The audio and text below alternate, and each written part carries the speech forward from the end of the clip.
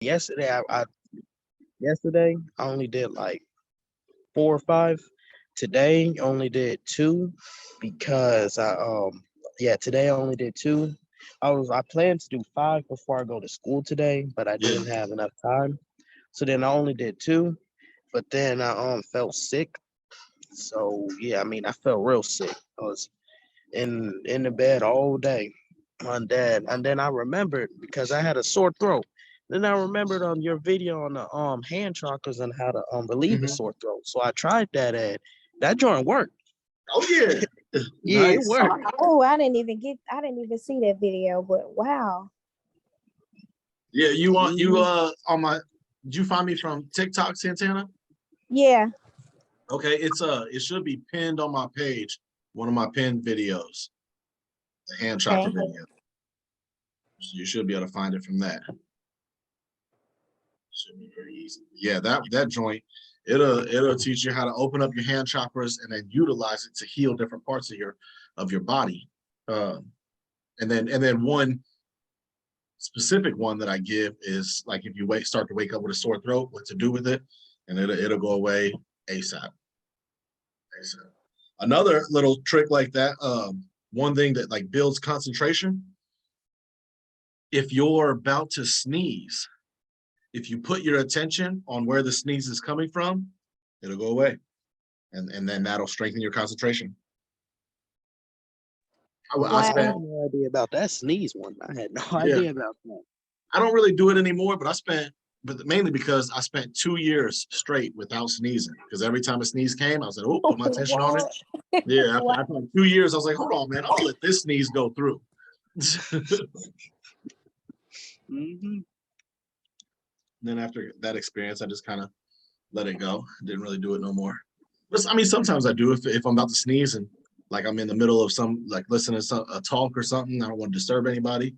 I just do it real quick and it'll go away. I know most certainly. I don't even know like that concentration exercise, man, bro. Yeah, Ever since like man, bro, my concentration it just gotten way better. I mean, yeah, way better. yeah. And like in the beginning of it, in the beginning of any time I look at the candle, Hmm. it's complete silence. I don't think at all. It's the Nice. hardest part for me is to get my attention off of my breaths. Because if I get I can easily put my full attention onto my eyes, but when I Hmm. do that, I don't breathe. Yeah. Like I don't breathe at all.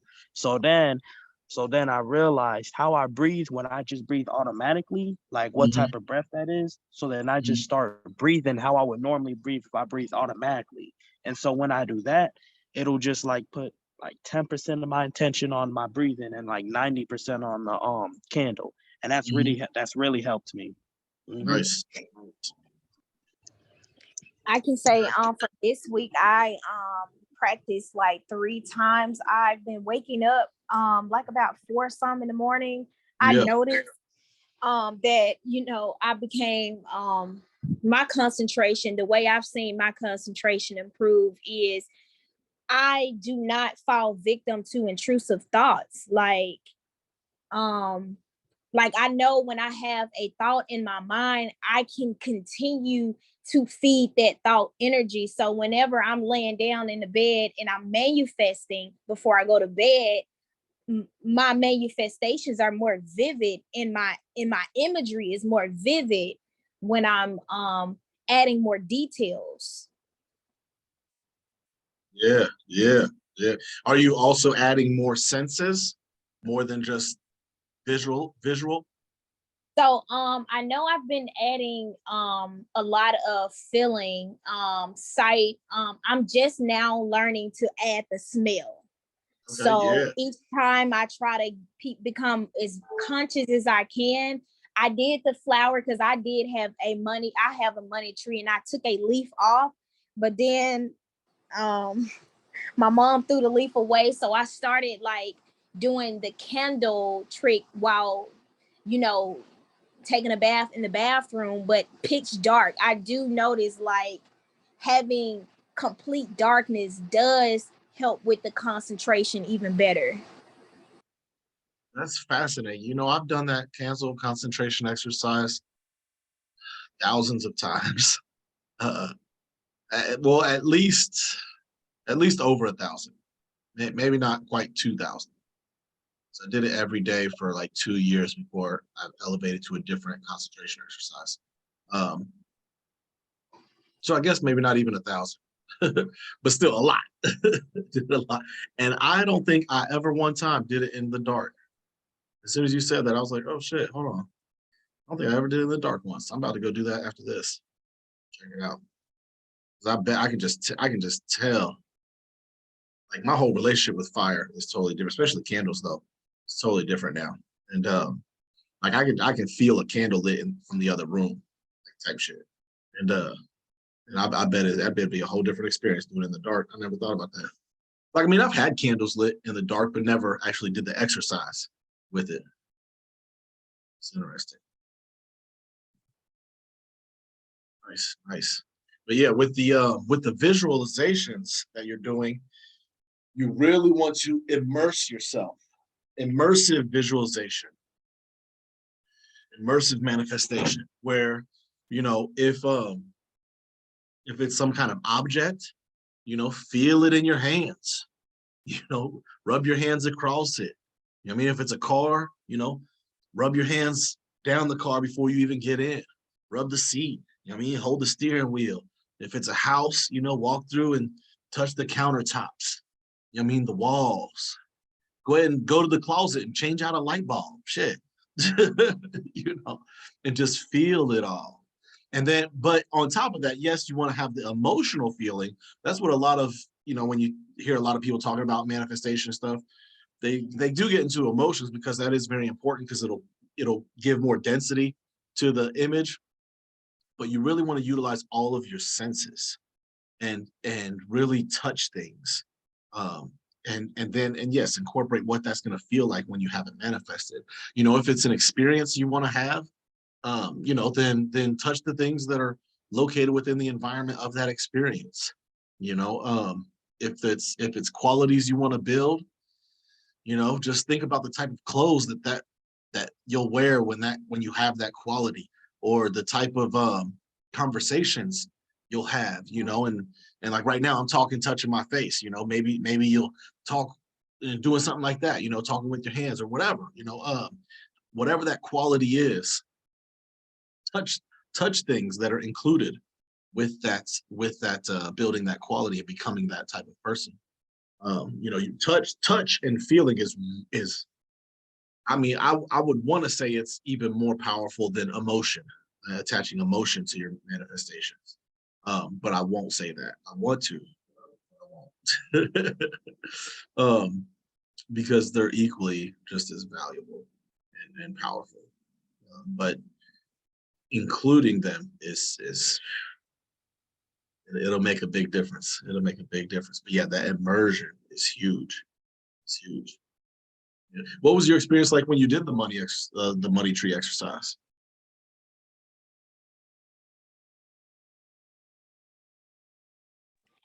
Well, I noticed that because I kept in mind what you mentioned, wanting to keep the object as simple as possible. I did have a bigger leaf.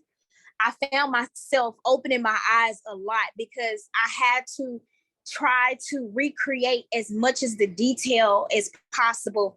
And so a lot of time, I mean, I felt when I first did it, I felt like, okay, I'm opening my eyes about every 2 seconds because I'm like, I can't hold the image because it was so much Yeah, that I had. So I was yeah. like, let me just but I did it twice, but I found the candle exercise, especially like I said, in the dark and honestly in the bath, to be the most beneficial for me. So I think I must just stick with that candle method and just ride it from there. Mm-hmm. Okay. Yeah, I would, especially because you just starting out, I would definitely suggest doing the candle. Um, it's great that you gave yourself an experience with the visualization, but I would definitely just do the candle exercise and do that once a day for 10 minutes and like really put the self-discipline in there. Because, you know, self-discipline is the greatest form of self-love. And so really be disciplined for yourself. Give yourself the experience of what it's like to do that exercise for 28 days straight.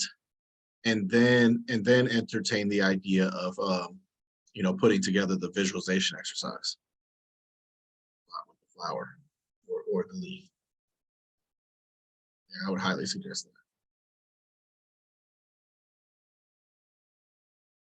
How about you, Vi? How have you been? I'm a sloth. Swamped? Is that what you said? I'm a sloth. Oh, a sloth? No, no.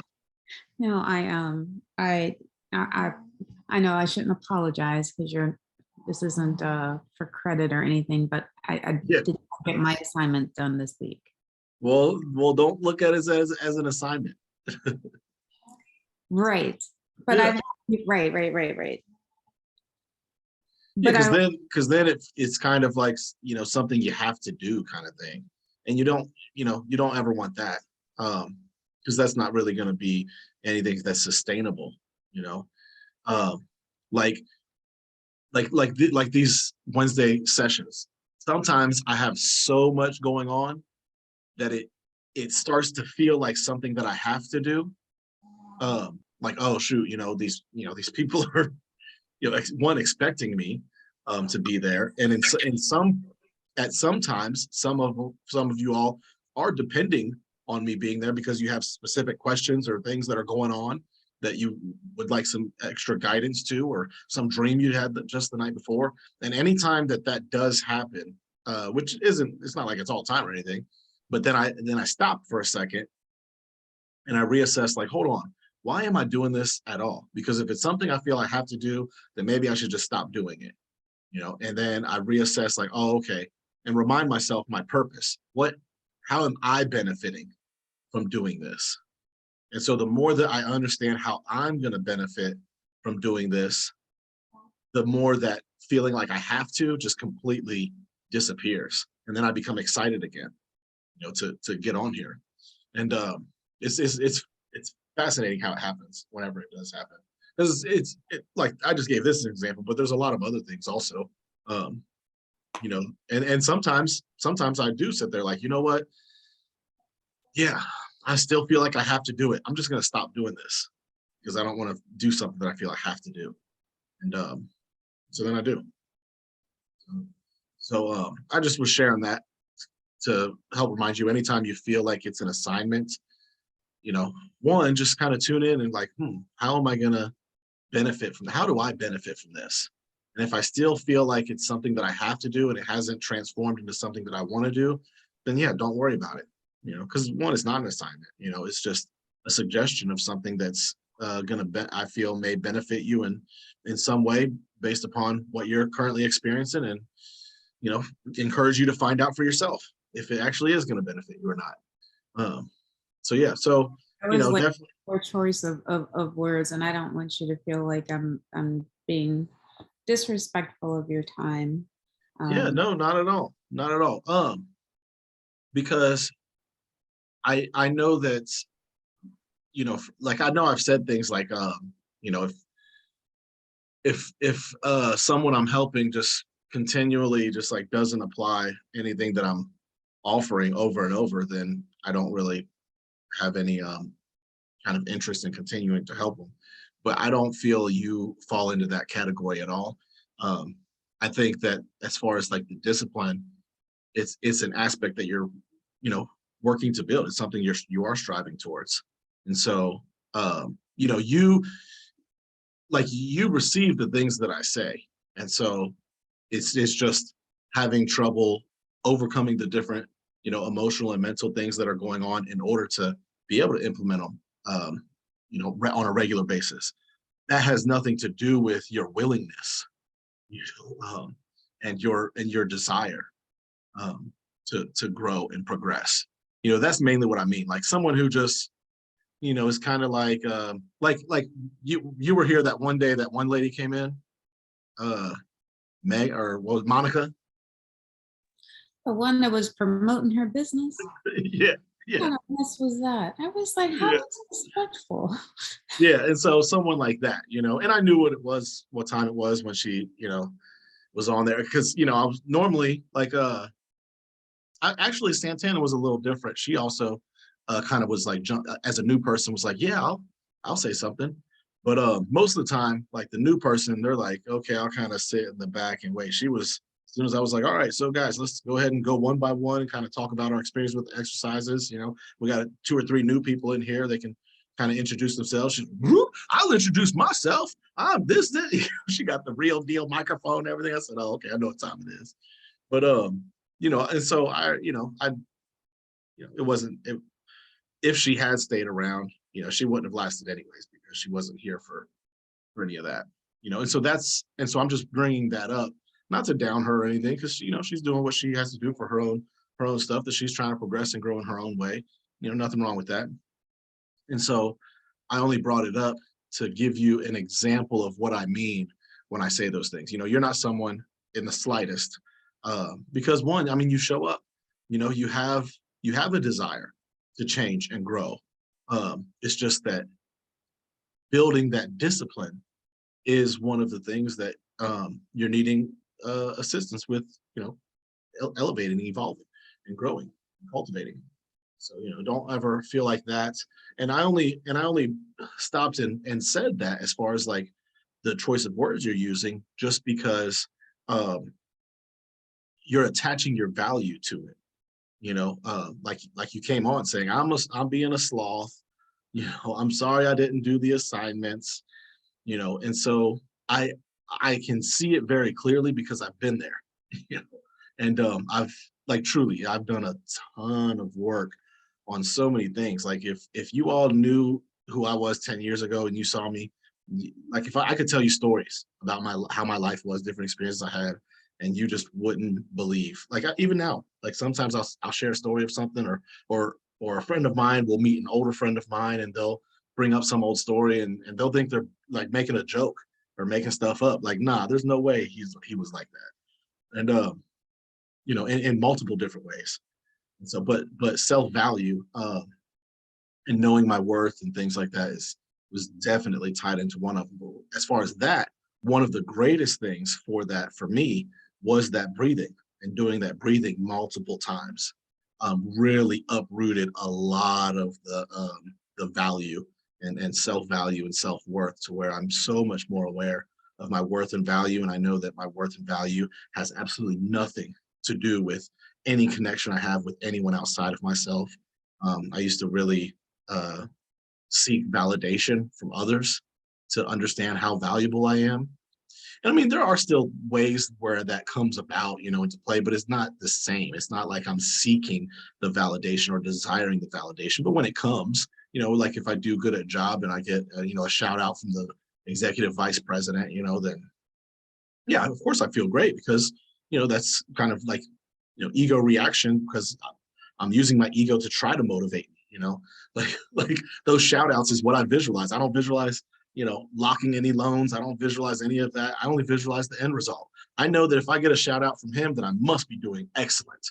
And so that's all I visualize. And so because of that, in that way, that outer validation, because it is validating my manifestations, it's validating my success. And so it's a whole different relationship versus, oh man, I've been working here for 8 months and everybody always gets a little shout out every single day. There's some sort of email going out on the top producers of the whole company. My name's never on there. That's totally different, because that's how I used to would have taken it. Man, am I on the verge of getting fired? Um, and so that's why I bring that up, to kind of help you to just bring awareness to that. See it, become aware of how that is, like what thoughts were going on in your head for you to come up and say those things first, versus, I mean, like Marquez, he came on and said, hey, I did it this many times, and Santana said, I did the visualization a couple of times, lost the leaf. I did the concentration exercise a couple of times, and so like for you, maybe you didn't do it at all. And that's totally fine. But, you can easily just come up and say, well, I fell off on my disciplines, and this is what my experience was with it. But I'm just saying, look at what thoughts were going on in your head and what emotions were coming up to stimulate you to present it the way you did, so that you can identify those thoughts and become more aware of them. And then, because those are like the weeds in the garden. Okay, this is what I need to pull out. This is what's getting in the way. This is what I need to remove out of my mind. This is the ailment that is causing this mental, emotional, and then ultimately physical, disorders, diseases. And so, yeah, I would really utilize that for some more self-awareness in that way.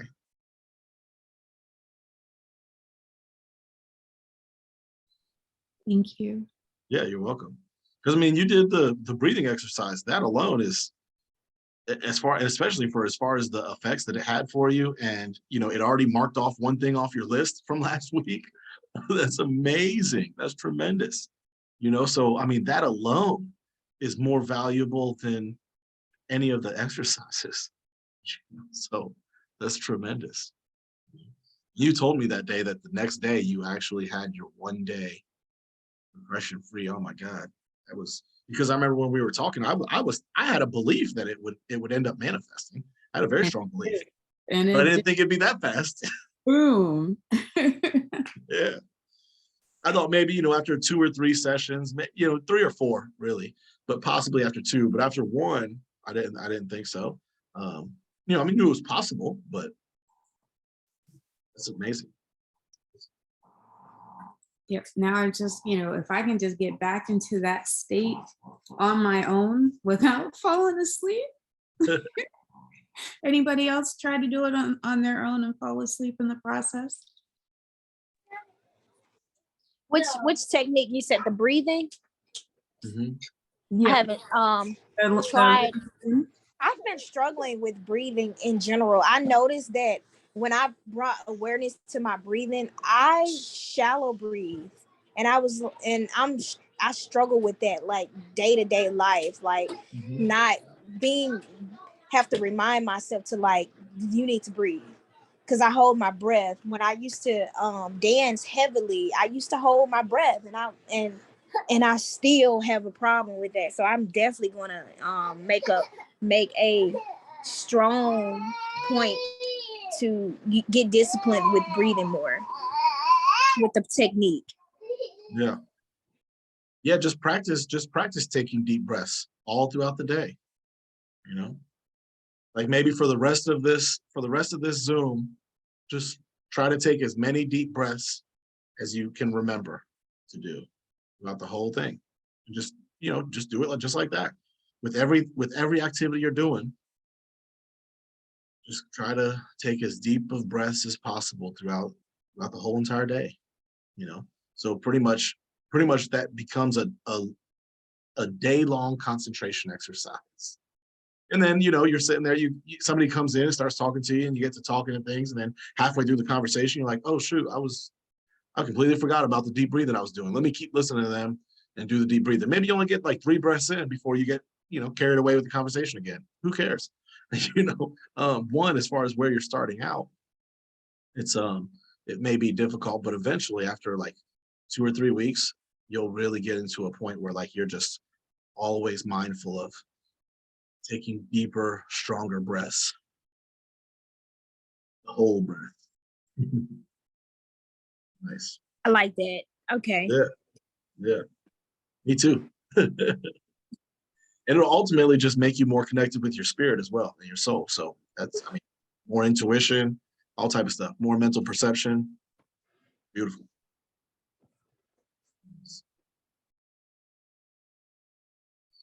And yeah, and you may fall asleep during it, Vi, but that's okay. At least you're attempting it. That's awesome that you tried it again after Saturday.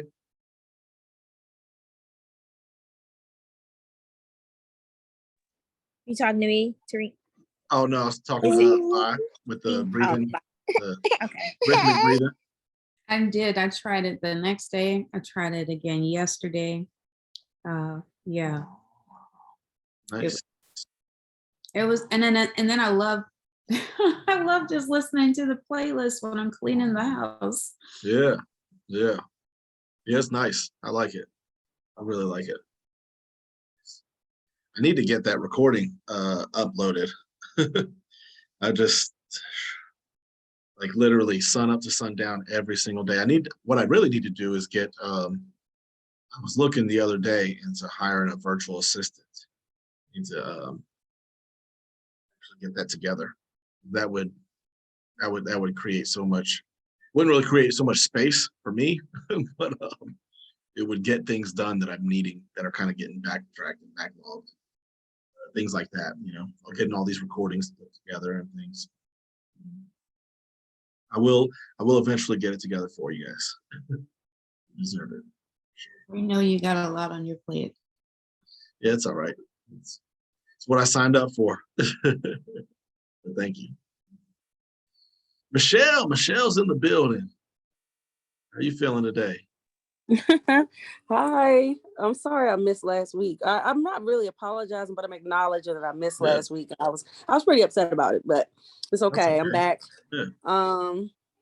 And so this week I'm doing pretty good. I think I after the breathing session was like intense. I enjoyed it. But it had me wondering, like I was trying to do some research on breath work. I don't remember what I searched, but whatever I searched, it had me thinking, like it had all these symptoms for hyperventilation. And I was like, is that what I did? Like, was it not really an experience or was I hyperventilating? Because it sounds like, according to this site, that I was not really like feeling anything, but it was hyperventilation. I don't know. Well, I mean, hyperventilation is just, the same thing. But usually hyperventilation is only like, a couple minutes. Right. And so that is like science's way of trying to decipher what's happening. But I mean, this is an ancient technique. Like as you keep doing it and you start having more experiences, like, leaving your body, you'll realize it's, it's not just hyperventilation. Something you imagined, you experienced it. Yeah, I definitely experienced it. It's weird. You've used your imagination your whole life and it never felt that real, did it? No, it did not. Exactly.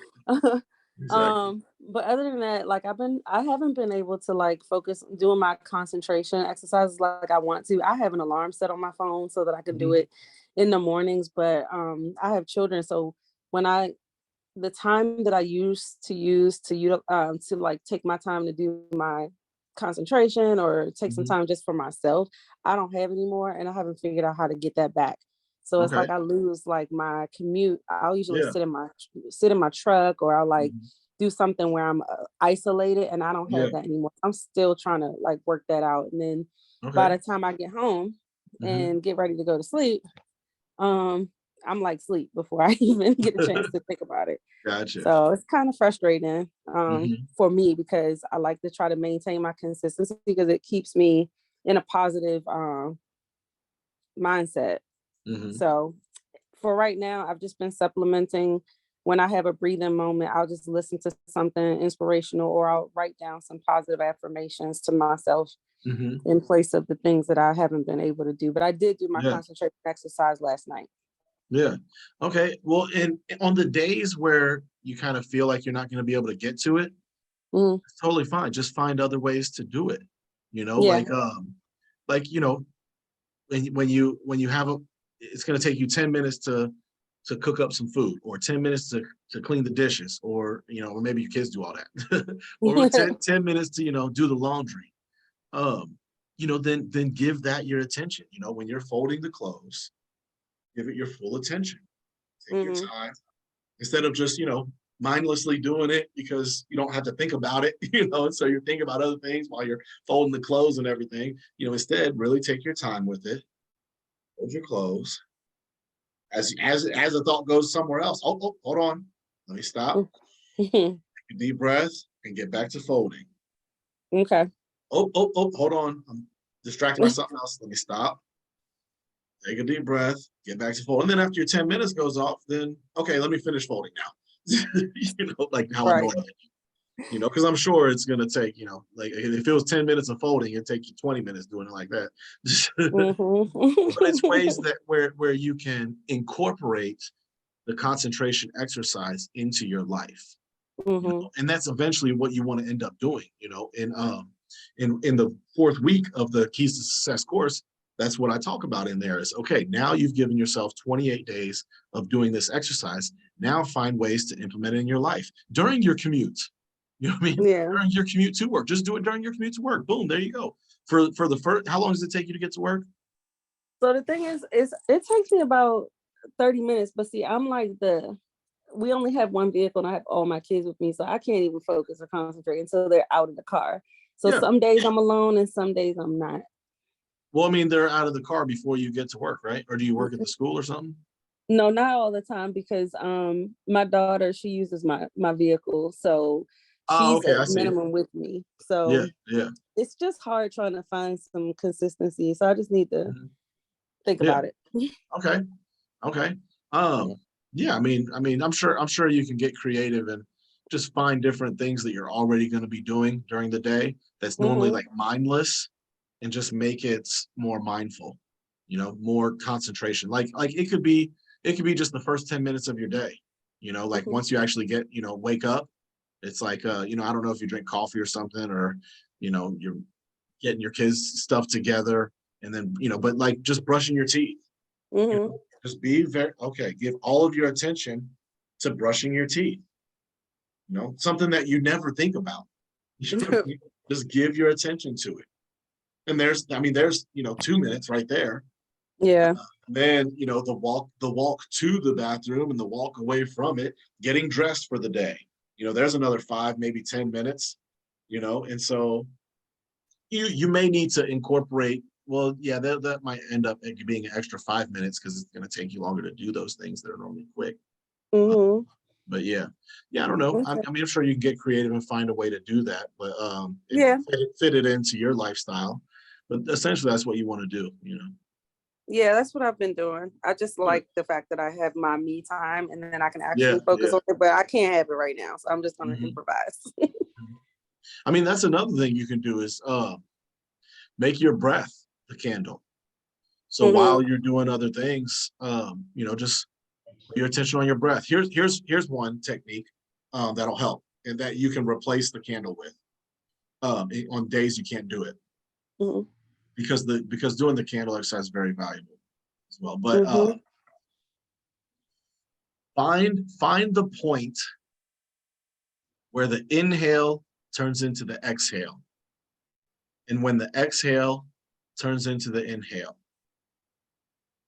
And find that exact moment, that exact space, the space between the 2 breaths, the space between the inhale and the exhale. You know, find that and see if you can find that. Okay. All right, will do. Thank you. Yeah, you're welcome.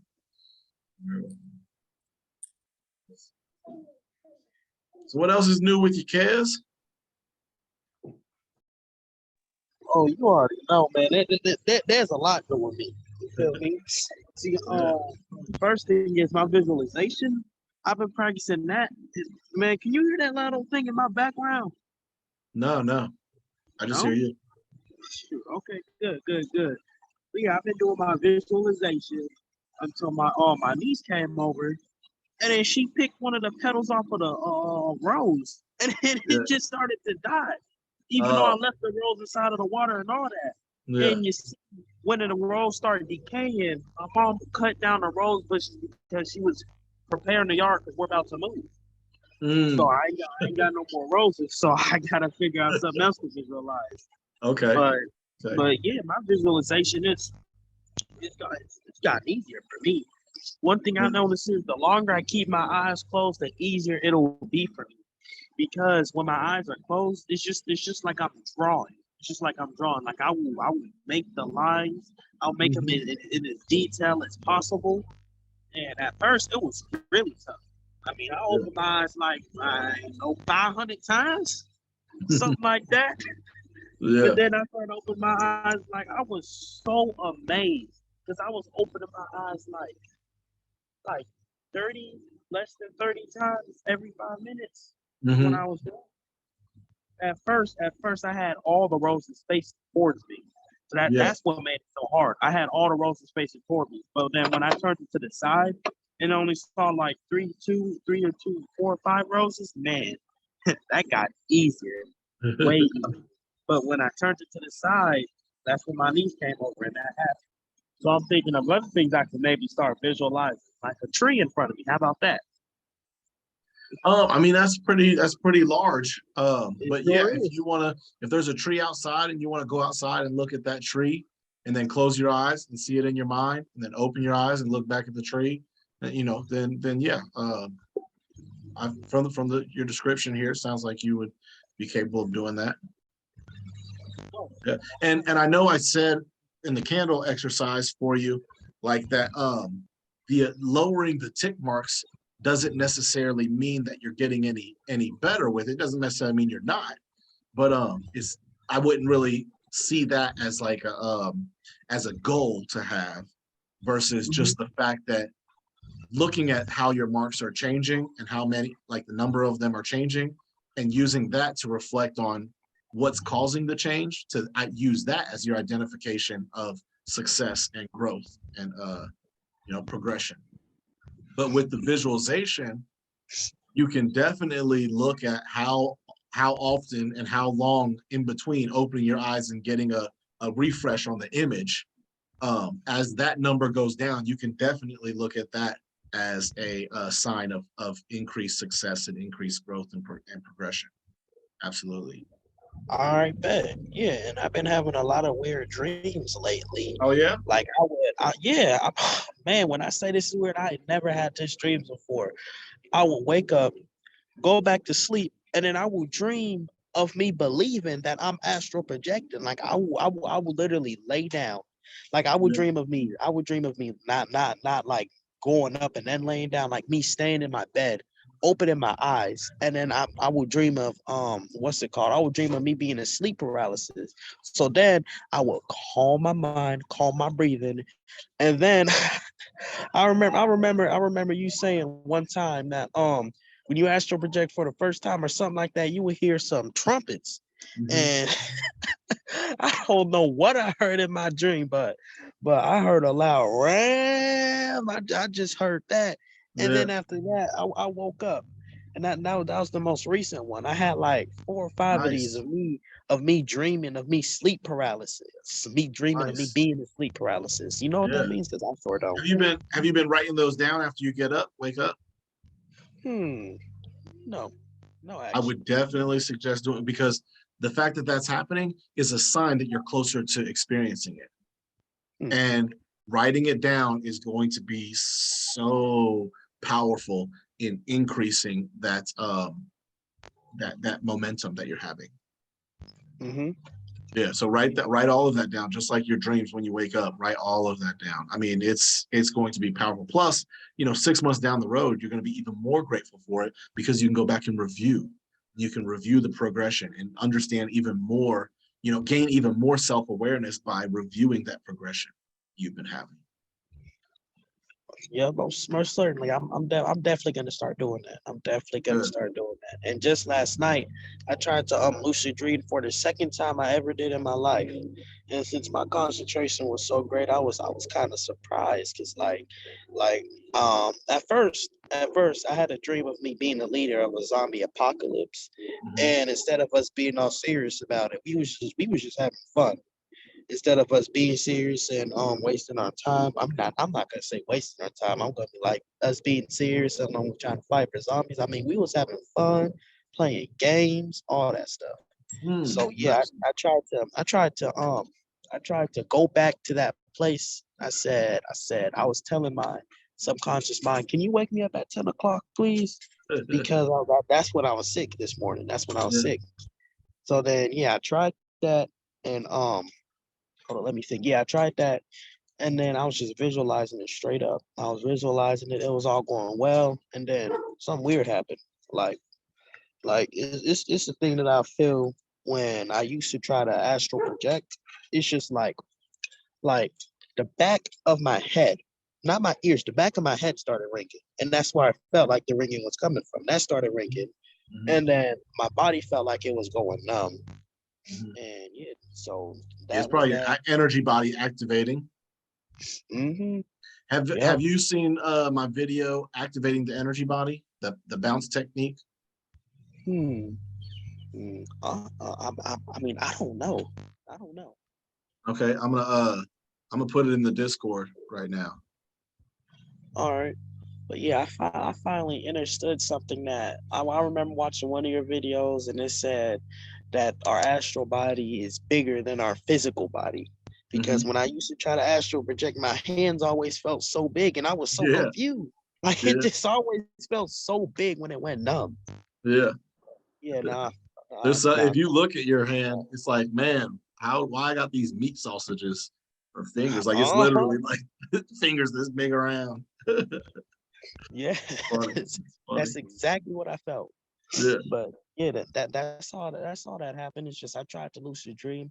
I almost did it, but I felt like I was gonna astral project, and I said I was gonna wait till I get done finishing the concentration exercise, the 4 weeks. I said I was gonna get done, but I felt like I was about to astral project, so I just said forget it. So I moved a little bit, bam, it just restarted, just like you said it would. I mean, I already knew that was about to happen, but yeah, it restarted, and I went to sleep peacefully. Nice. Okay, I just put it in the Discord and tagged everybody, and it's in the astral projection and lucid dreaming channel. All right. Yep. So do you know what that means if I'm in a dream, like not in a dream, I'm fighting a zombie apocalypse and I'm the leader of it? You know what Yeah, that did means? you actually see the zombies? Wait a minute. Hold up. I didn't even see those zombies. How am I just now realizing that? I ain't seen no zombies. Then how did I know I was? God. Wow. Yeah. Okay. So you were just like doing things as the leader of those people, right? Yes. Okay. So do you remember what people in dreams represent? Aspects of yourself. Okay. Right. Yeah. What are like some examples of that? Let's see some examples. So there was me and this the guy with the yellow shirt in my dream. He was like the second in command. And he was I know he was an aspect of me after I woke up, but he was all how do I remember? I do remember his personality. He was all joyful, happy, and Okay. wanted Yeah. to play. Nice. And then I got the rest of the people. That was one of the people that I individualized because I was calling his name because I wanted to. Hold up, Yeah. wait a minute. Yeah, I was calling his name because I wanted him to lead because I felt like I was about to wake up. Am I tripping or something? I felt like I was about to wake up, so I was calling his name to lead them. Yeah. Since you knew you were gonna leave, that's cool. So Wow. can you identify like how you are joyful kids? Yes. Yeah. Okay. Yes. Nice. Most certainly. So all of those people are the aspects that the parts of your personality that you have at the forefront right now, right? And you're utilizing those in order to survive and thrive through what you're going through right now, right? What are some ways that what are some aspects of yourself that you used to portray that you no longer do? You kind of you killed that part of yourself off. You're no longer that way anymore. I would say there's a time in my life where I was a follower of a kid when I was in 5th grade, and that kid thought he was a gang leader, a part of a Crip gang. So I was following him, and like I wasn't even conscious of none of the things that I was doing back then. And that's why I'm really getting into shadow work. So yeah, that's a part that I felt like I've killed off of myself. Well, I won't say killed it off, but that's a part that I felt like I have embraced and molded into the person that I wanted to become. Yeah. And so are you still like that? Am I still like that? Yeah. No, I'm not like that at all. Then that particular aspect has died. It's not a part of you. It's not a part of you anymore. So it's died. So that's what when I say death in a dream represents self-transformation, you transformed that part of yourself, and so that's why you say it kind of led you to get to where you're at now, but it's no longer present, so it's died. So a person in the dream, you understand, is an aspect of yourself. Death, we're understanding, is self-transformation, an old way that you used to be that is no longer present. And so a zombie is a person who's died and is reanimated, right? It's brought back to life, right? So if you actually saw a zombie, then that would reflect maybe how, even though you killed this part of yourself and you're not like that anymore, maybe sometime the day before you started to be like that a little bit. You started to bring that part of yourself back to life. You know what I mean? And so that's what zombies represent. These parts of ourselves that we've killed off and we're no longer like that, but we're starting to kind of become that way again. And so that's why the very first thing I asked was, did you actually see any zombies? And so since you didn't actually see any zombies, then you haven't been entertaining these old ways of being. But it's a way in which maybe you're aware that you could fall back into those ways. And that's just one example you gave. I'm sure there's plenty other ways that you used to be that you aren't anymore. All type of things. I mean, you're a 14-year-old kid, so the 9-year-old Kez is probably totally different than 14-year-old Kez. So, True. yeah, and so some of those ways in which you've grown, you're kind of aware that there's a threat of you could still bring that out if you wanted to. Like me, I used to be very hot-headed, and if I want to, I can still activate that Taurus energy and be hot-headed again, but it's highly unlikely that's going to happen. But if I did, then I'd probably have some zombie dreams, because I've done a lot of work to change that part of myself. And so that's kind of what you want to look at, is just being mindful that you're continuing to be a leader of yourself. That's huge. That is so huge. You're directing yourself. You are pretty much learning how to become your own teacher, how to become your own guru, how to become your own mentor, and so continue on that. Look at the ways, look at the things you're doing in your life that are supporting that, and continue to replicate those things. Like Joy was the guy you pretty much described him as being joyful. And so the part of you that's being joyful, there's a desire for you to want that part of yourself to be at the forefront. Enjoy life in everything you do. Live and live through joy. And so continue to work on that, being more joyful through your experiences. If you find out you're not enjoying something, then just, what, how can I enjoy this? If this is what I'm experiencing it anyways. So how can I enjoy the process of moving through it or rising above it? Let me find a way to enjoy it along the way. Yep, absolutely, bro. Absolutely, enjoying life. That's the one main thing I've been telling my friends lately. Yeah. I need to figure out. I mean, if you ain't enjoying life, I mean, come on, gotta find ways to enjoy life. You're gonna be here anyway. Might as well find a way to enjoy it. Most certainly. I can see how I've been starting to teach myself too, because like just a month ago, I used to be a follower, like a full-blown follower of what's his name, of Rashad Jamal. Like a full-blown follower. I used to watch him all the time. Every single day I go outside, I sun gaze, have my headphones on and listen to his live lectures. Every single day I did that. I just followed him, not questioned a thing, or not did no research for myself.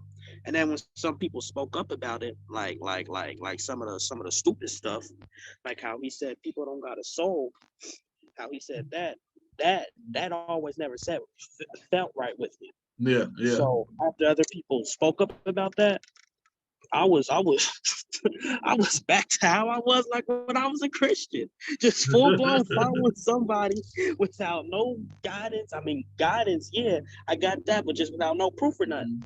So then I just ended up defending him. But then I remember seeing another video saying, "You guys are just like Christians. You're gonna blindly follow somebody without doing no research, without doing no research or none of that." So then I said it straight up to myself.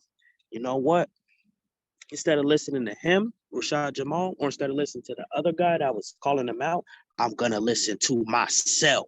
I'm Yeah, gonna follow myself and do what myself tells me to do. So yeah, that's beautiful. I can see that. Yeah. And now you wouldn't have gotten to there without those experiences, right? Uh-huh.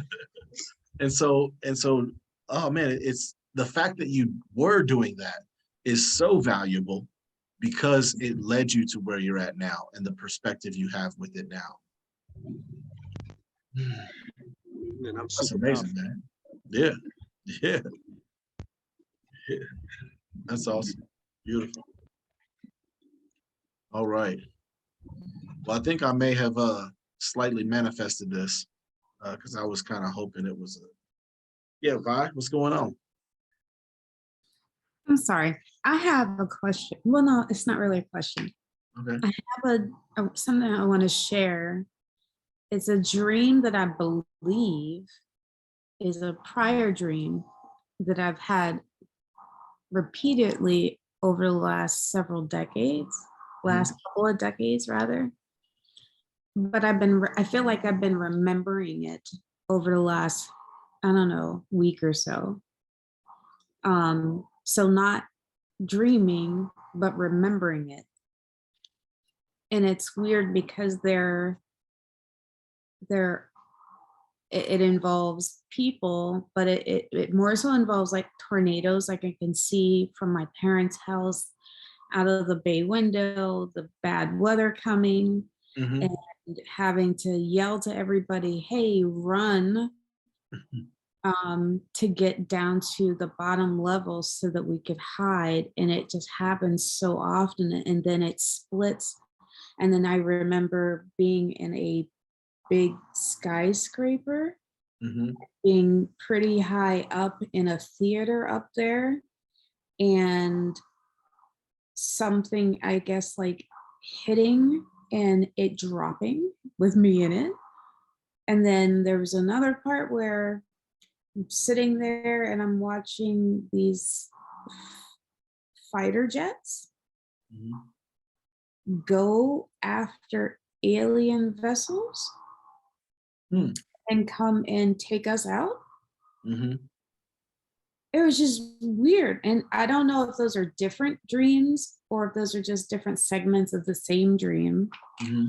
And at one point I'm in the airport rushing with everybody else trying to get on a flight to get off Earth, I think. Mm-hmm. That's all I got. When was the last time you had that dream? I'm not sure, but I thought it was interesting with all that's going on in my life right now that I'm remembering it now. Mm-hmm. Mm-hmm. Yeah, more transformation, as well as inner turmoil from like the tornadoes, because air is going to represent your thoughts. Wind is going to represent your thoughts. You can subtly perceive them, but you can't really feel them like emotions. And so tornado is the wind just going round and round, the same wind going round and round and round. And so it's like the same thoughts just continue to go round and round and round in your head. And it's like creating, because it's destructive also. Tornadoes, not just wind, it's destroying Get out of my head. How do you know this? Yeah, but it's just, your subconscious mind knows this and it's reflecting it back to you. I'm just translating the language. That's it. Okay. And so that the fact that those same thoughts going over round and round and round. And also I used to have a ton of tornado dreams, a ton all the time. I haven't had one in like a year in. I had a lucid dream with a tornado, but it wasn't really a tornado. It was a big bath towel, like the size of a tornado. It was just one big bath towel, had this big tag on it, like the size of a house. But so it was still a tornado dream, but it still wasn't the same. It was nowhere near the same. There was no running and hiding. It was actually just like amazement. And that's what made me become lucid. Like, oh, a bath towel is a tornado. This must be a dream. And I looked over at my mom and we both were just like, lucidity. And then, I went off and just observed more. I didn't change anything And I just observed more. There was a guy that come walking up and asked him, who he was, and he showed me who he was, different things like that. But what I'm getting at is, once I started writing down my dreams and working to interpret them, I would go to my teacher every week and lay out every single dream I had that whole week long. And he would sit there until like 1, 2 in the morning sometimes, every single dream that I had for me. Once I started doing that every single day, I never had a tornado dream again. I never had any nightmare again. I used to have night terrors, like some nights wake up at 3 in the morning from a dream, and I was a grown man, scared to go back to sleep for the next 2 or 3 days until my body couldn't take it anymore. And never had a single one after I started writing them down, interpreting them, and applying the message. I mean, there's huge value to that. But I'm only saying that by saying I can very much relate to the tornado dreams and what that really looks like, what that really does, what that feels like. Just the same thoughts running round and round. And they're destructive thoughts. They aren't positive thoughts. They aren't uplifting thoughts. They are, maybe similar to like when I was saying, what thoughts were stimulating you to say those things? Those thoughts are the ones kind of running round and round, of the probably thoughts of your value and worth, and or lack thereof, which is an illusion. I mean, all of us have tremendous value, immense worth that we can't even possibly conceive. And it's not that our value increases, our self-worth increases. It's just our awareness of it. Oh, you know what? I am worthy and valuable. And the more that you understand that and fall into that, then the more that your outer environment will continue to reflect it.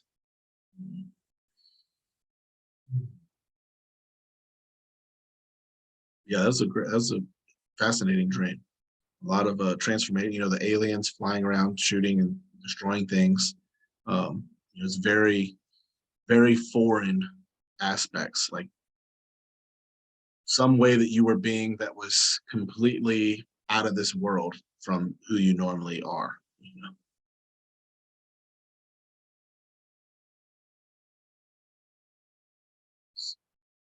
Kind of the state of mind you were transforming into was kind of completely foreign to anything you've experienced prior.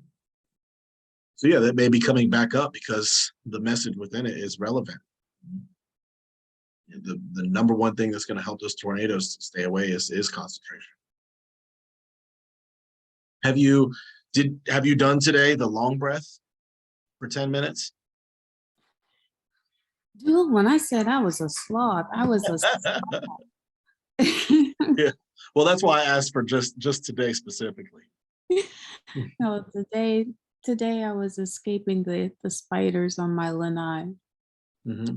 Y'all don't understand. I'm afraid of spiders. Yeah. I had to brave these things. So I was a little focused. Yeah, I should have been doing the long breath while I was braving the spiders. Yeah. Yeah. I mean, you can do it. You can do it right now. I mean, you can do it right now. There's nothing stopping you. You can listen to this and breathe. That's the beautiful thing about doing breathing exercises is you can do this and that. Just for the rest of this Zoom on here, just breathe as long and slow and deep as possible. I mean, hell, this one you can do while you're watching TV. How many other people are gonna go out there and tell you to you wanna become, get some more soul growth and spiritual development? Well, yeah, watch TV. Just do the long breath while you're doing it.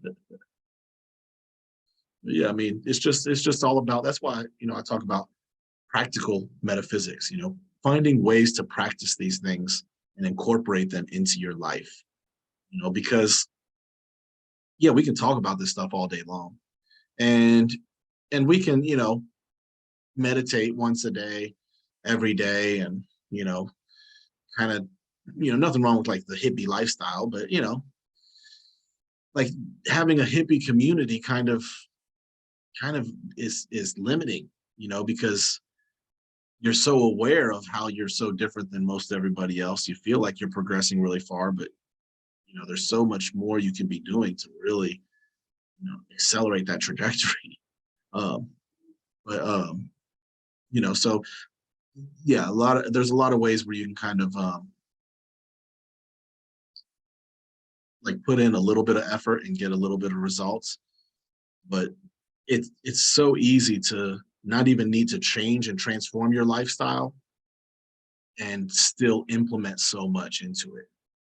You know, like you said, you were already working with those spiders. You could have did the long breath then, you know, or did the concentration exercise at that point, you know, and do the long breath later, you know, when you're just resting and relaxing, sitting outside on the porch, you know, right while you're scrolling on TikTok. Do the long breath while you're scrolling on TikTok.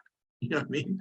I Like, was truly doing the concentration exercise, I guess, unconsciously staring at that daggone spider and telling it in my mind's with my mind's eye to mhm, keep its little butt and its family of spiders on the other side of the lanai. mhm. But I had to stay focused on it. And of course, the moment I looked away and turned back, it was gone. Yeah, And that started the hunt. fascinating.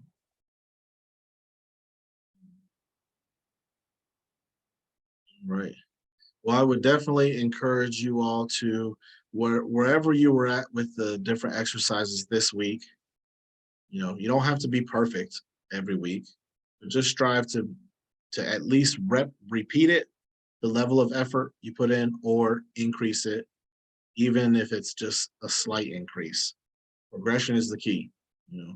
So making this week better than last week, and that's all you have to do is just make 1 week better than the week before, and 1 week better than the week before. If you miss up a week, that's fine. That's your reset. Okay, now this is my baseline.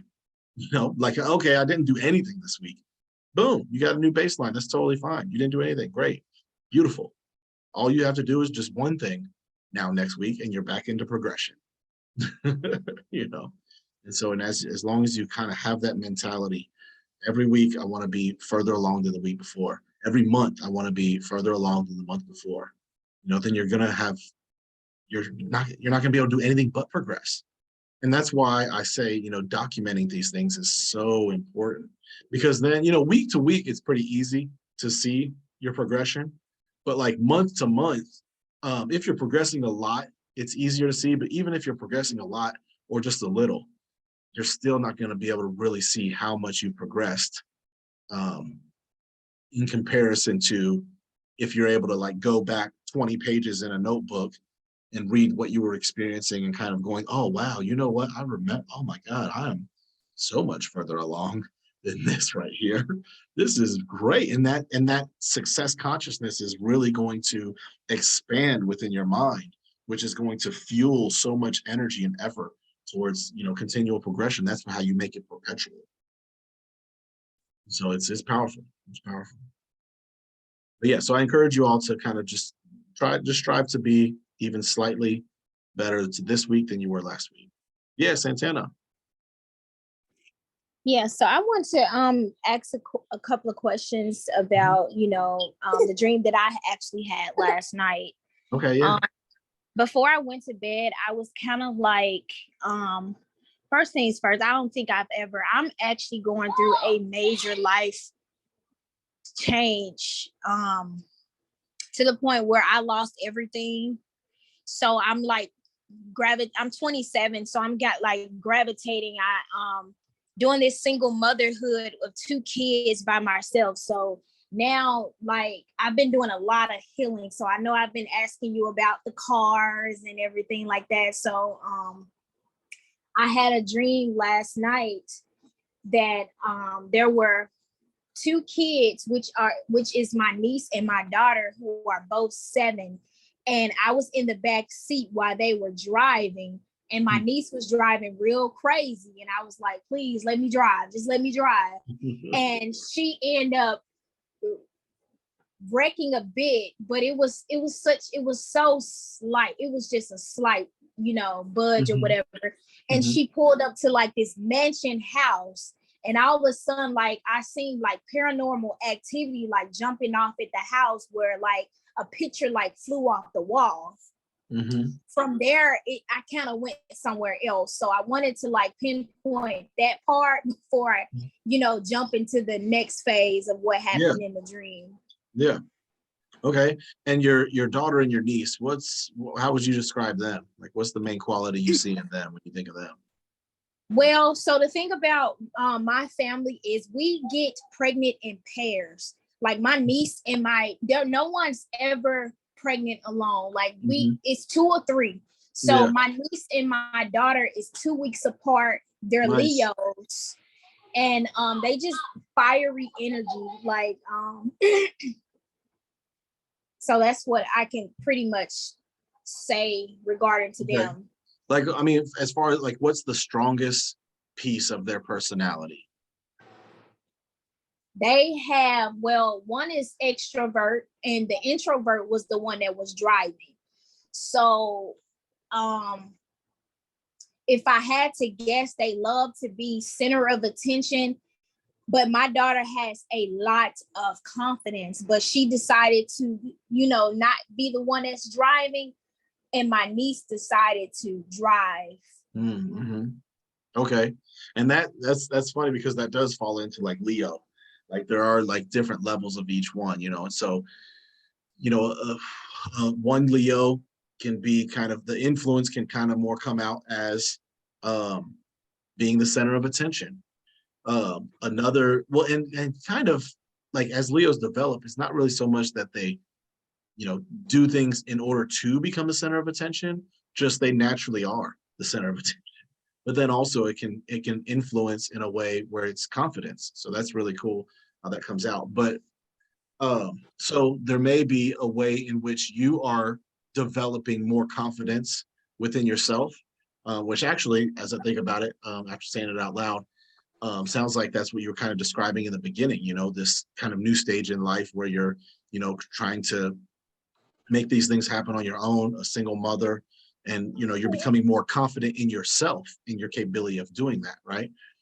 But it's not fully developed yet. So, don't allow your confidence to be in control, or your desire for the center of attention to kind of dictate where you go in life and how you get there.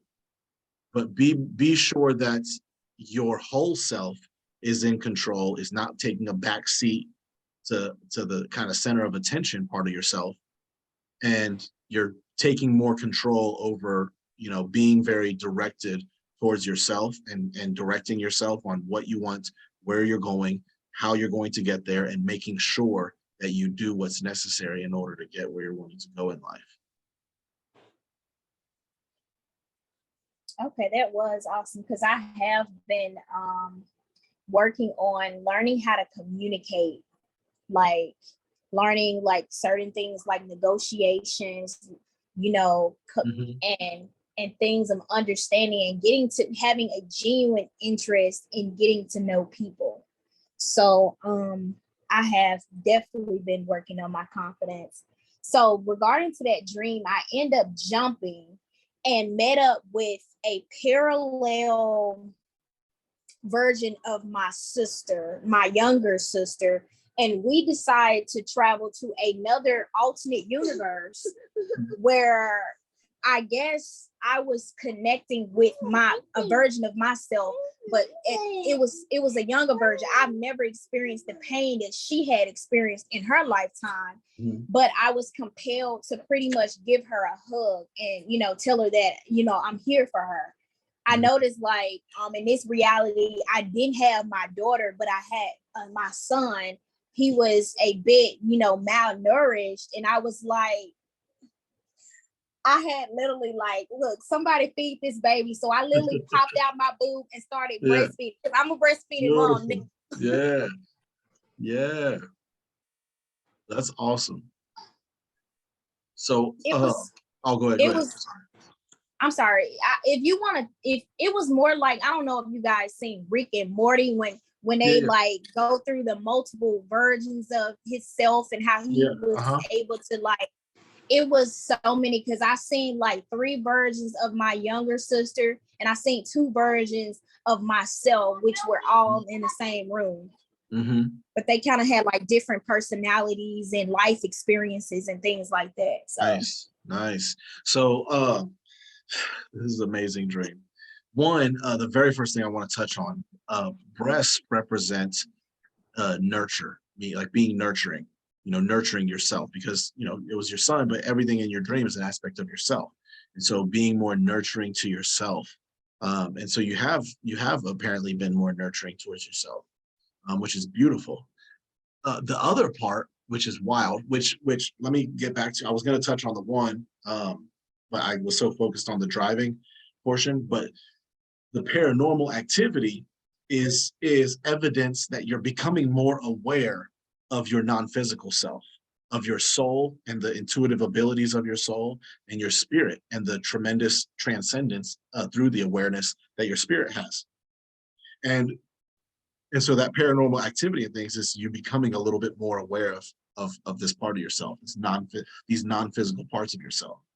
And then the other part, as far as like shifting into these alternate realities and seeing different alternate selves, is your awareness. And like you said, you've been doing different visualizations and things and manifestations that you've been working on at night, which is beautiful. The moment as you're falling asleep, that is the most powerful time to visualize and manifest.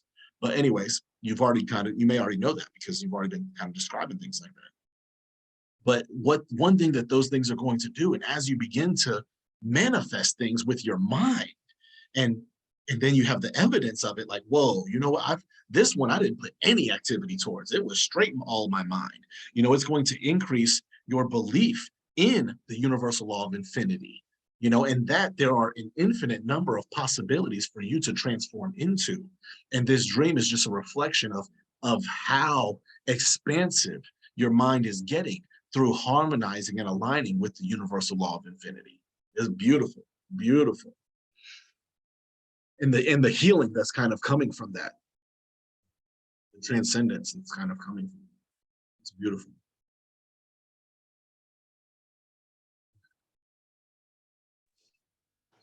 thank you. Yeah, you're welcome. Thank yourself, for the work you're putting in. You know what I mean? Because you've had to have put in a lot of work in order to get to where you're at. So definitely thank yourself. Oh. Thank yourself for providing you that message. I'm just a translator, for real. I'm just a translator. You giving yourself that message. But you're welcome. I received that. Thanks. All right. Does anyone else have anything they want to share, or any questions, or just thoughts they want to convey? All right. We'll go ahead and wrap it up for the night, the evening. And as always, reach out in the Discord chat if you like, whenever you like, however you like.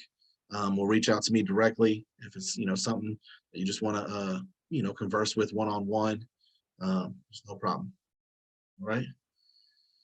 All right. Well, I enjoyed it. I really enjoyed it tonight. I needed this. Appreciate all of you for showing up and sharing. Thank you. Thank you. Good night, y'all. Yeah, you're welcome. Bye. See you next time. Yes. I look forward to it. Is it Tarik? Tarik? Pronounced? Tarak. Yeah. That's cool. I look, I'm going to make sure that I have my dream journal. Like, I have me a journal. So I know I told you I can get like 5 or 6 pages. Yeah. But I still have it because you got me really wanting to make sure that I track everything from like the progress as well as the dreams. Mm-hmm. And I just wanted to quick note. I've been and I know you guys about to go, but this came up. Fine. I got all night. I have a friendship with a old classmate in the dream world, and I don't understand it like at all. Like, I keep constantly dreaming about her. Mm-hmm. And we're not friends. We like ended the friendship like about 9th grade in high school, and I just don't understand like. Well, what kind of person is she? What's the main feature of her personality? She's extremely smart. She's really good with crunching numbers. Mhm. And Do you feel I you're noticed like intelligent? she was shy. We had our strong points in different subjects, but I Mhm. could just I'm really big with astrology, but I can say she was a Capricorn and I'm a Capricorn. Nice. Yeah. Hard working. But like I noticed that she was shy. We had similar things such as we didn't trust easily at the time. Mhm. Well, the very first thing that you said had to do with intelligence. So I would highly suspect that that's what she represents for you. That's what your subconscious mind is wanting to help you identify, by using her face and her image. So do you feel that you're intelligent in your own way? Yeah, I've never doubted my intelligence. Yeah. It's just I'm on a personal level, I've been, struggling to stay committed and disciplined with things. Mm-hmm. I consider myself as a multi-passionate or multi-potential, or as they say, like a divergent thinker. Mm-hmm. Another way of saying that is a generalist, as they like to say. You have the specialist and the generalist. No, I know exactly what you mean. My friend, Yeah. So my best friend Diggs, I was back in Cincinnati this week, and he brought it up because he's always told me, as long as we've known each other for 16, 17 years, as long as he's known me, he's always said, "Hey, T, if you just focused on this football, you would go pro. Hey, T, if you just focused on this music, you would make it. Hey, T, if you just focused on this art, you would make it. If you just because I had my hands in so many different things I was doing, and now it's the same way but times 10. You know what I mean? I'm writing this book. I'm trying to get this course together, finish this visualization course. I got 2 more courses on the back of it to do, the lucid dreaming and manifestation course. I got 2 books. I got the outline for the one I'm finishing. I got this album I'm doing. Got these mentees that I'm trying to help move along. I got this social media presence. I'm selling mortgages. I got a TV show and a short film that we're doing in order to produce into a full feature Hollywood film. You know what I mean? So all these things, but I've always been like that. But it's like, the way he was describing it, he was like, man, nowadays you on a whole different level with it. I always suggested for you to focus on just one, but I see now why you didn't and how you've been able to make it work. And I told him, I was like, like when you're in the studio and they got that big board with all those knobs that you kind of slide forward, right? yeah. I was like, I feel like I've taken all of those and just slowly slid them all forward. So where at first, I was struggling, you know what I mean, with all these different things I'm doing. And I gave up some and picked up others, but I feel like I've slid them all now, and now all of them are pronounced, and so I can definitely relate with what you're saying. And I just want to share that as far as, it is very possible to be that way and use it as a power, even though some people may describe it as a hindrance. Yeah, I've always felt alone. It has really affected my relationships. And, I had a job. I remember like a couple of years back, I overwhelmed the job coach so much to the point like she didn't even want to work with me no more. Like it was, I told and then I struggle with routine. So I know I have to create a solid routine to organize and balance my time to actually create this life. And then I'm trying to make sure that I balance the physical as well as the spiritual, and that I put more time into the things that I'm actually, my manifestations and my talents that are actually growing. Mm-hmm. But I think my biggest thing is, Tarak, is I do not start because I feel like if I start this, I'm neglecting that. And then I overwhelmed because I see the big picture so much, and I didn't created the vision, but I didn't apply the divine action. And You know, I'm in this loop for which one I'm gonna do first, because I'm equally as passionate with all of my things. Like I love astrology. I'm really good with, I know, coaching, as far as like I've been trying to like launch a cookbook for I don't know how long, with, you know, working with, you know, plant-based, which is what I'm really good at, making smoothies, juicing. I'm a great writer. I've been trying to take some content writing classes to, you know, to, because that's what the social media, like everybody is about content now. So I was like, you know what, I want to do content, and then I love to dance and I love art, and I just get so overwhelmed. Yeah. Do you produce content on social media? No, I do not. I in my Instagram got stolen, like hacked, and it was stolen. And I told myself I was going to rebuild my image, but because I had so much, I was like, what would I rebrand myself as? So that's kind of where everything you just described. I mean, what kind of coaching do you want to do? Thinking like I'm so good with transformation and tying that in with you know, energetic work, learning how to teach people how to stay in touch and connect with their emotions and things like that. But also like with the diet comes. Exactly. I have so 8s in my astrology chart. That's all I do is die on a spiritual level and rise like a phoenix. The best way I can say is, like, to describe this would be like Maleficent, the second. Have you guys seen the second movie of Maleficent? Like she had to die off their wings. And it's crazy, y'all, because I was dreaming of phoenixes for like 2 to 3 weeks, and they would be back, and it's crazy. And I kept seeing stuff like dark feminine era, and I was like, what does that mean? And I was trying to learn it off TikTok, but you know, they're like a bit ambiguous. It's just hit it, and then they don't go into detail though. But yeah, and I get it. But it was funny because I was about to ask you about, would you incorporate those kind of things into your cookbook, and then you started going right into how it connects with diet and things, which the cookbook is what stimulated me to ask the idea, or ask the question of, do you produce content on social media? Because my sister also, you know, she shared with me she wanted to write a book, and I helped her produce her, I helped her publish her first book, and her second book, and now she's doing a cookbook. And I originally told her, I said, look, with your cookbook, here's all you do.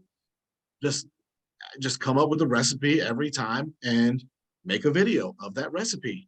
And that's what she's done. I mean, when I first got on TikTok, I told her to get on TikTok, and then I just stopped after, because I had some other stuff going on in my life. I just moved away from it and came back like 2 years later now, this past May. And she's at like 230,000 now, and it's all about food. But now she's done that so much that it's, because I told her, I said, just make one recipe at a time, make a video of it, and then after so long, you got a cookbook. You know, find someone on, you know, outsource it for someone to just take those videos and turn them into recipes, and then outsource that to someone else who will transform it into a book, and then take that to a book designer. What's it called, telegraphy or something like that, I forget the word, but design the interior of the book, get someone else to design the outside of the book. Boom, you have your cookbook. You know, and all you really had to do was just make the videos, you know, which is going to then generate the audience for you to turn right back around and sell your cookbook too. Now you have now she has 200,000 people who are ready to buy her book. You know, and so when you said that made me think of that, because I also saw, that's why I asked, what is it you want to coach? Because I felt it was something along those lines. And that's what's going to be very unique for you. You know, it's not just a regular cookbook. Like, here's some food that's going to taste good for you to eat. Well, yay. You know, here's grandma's cookbook. Yay. No, this is the cookbook for a conscious individual. You know, someone who is wanting to, you know, eat good, eat well, but also eat in sustaining ways, life sustaining ways, you know. And so that's one way that you can have all of that manifest all at once, you know, all of those things. Yeah. So I actually did a couple of things that you mentioned, which is, you know, I had every recipe that I was actually doing it with my child's father.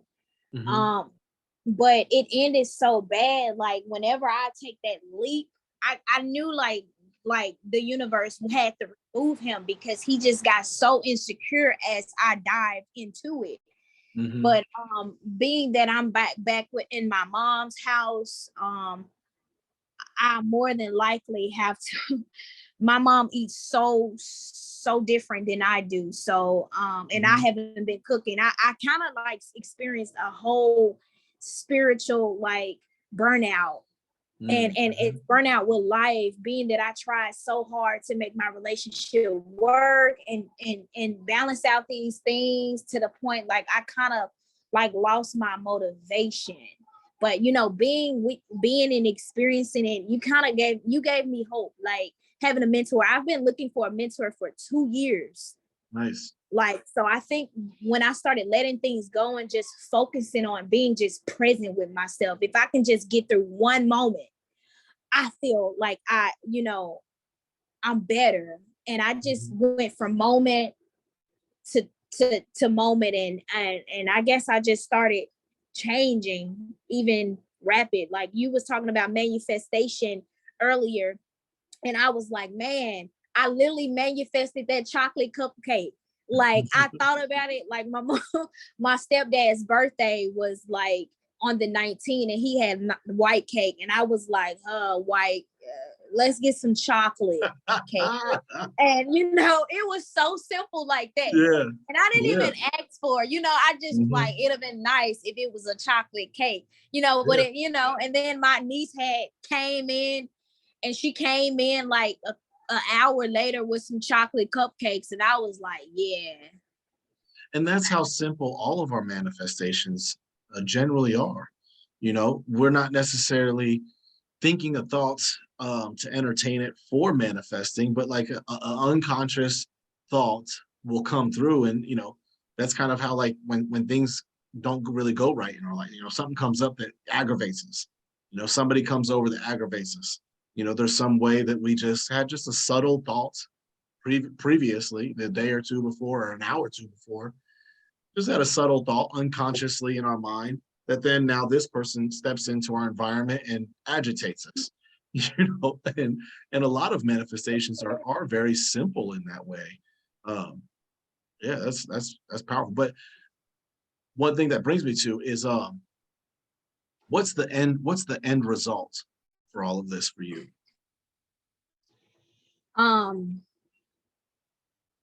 What do you said, what do Like I all these things do that I you're want? desiring. Well, just all these things that you're desiring, all these things that you're trying to manifest, all of these goals that you currently have, you know, regardless of the you know, obstacles that you have come across and that you currently have in front of you, regardless of any of that, what is the end result of what you're wanting? What does the end result look like? The end goal? It looks like me establishing like really good passive income, but but when I tie the goals, I tie fulfillment, like a because I notice like people really are so unaware on how they can heal their bodies, and I want to be able to, you know, assist in their healing journey, because I know for a fact that I won't be responsible for healing them, because ultimately we are all responsible for healing ourselves. Absolutely. But if I can just aid in the process, it will make me feel fulfilled. Mm-hmm. So It's what's that fulfillment feel like? I mean, not necessarily answer the question, but just feel it right now. You know what I mean? Like you just got done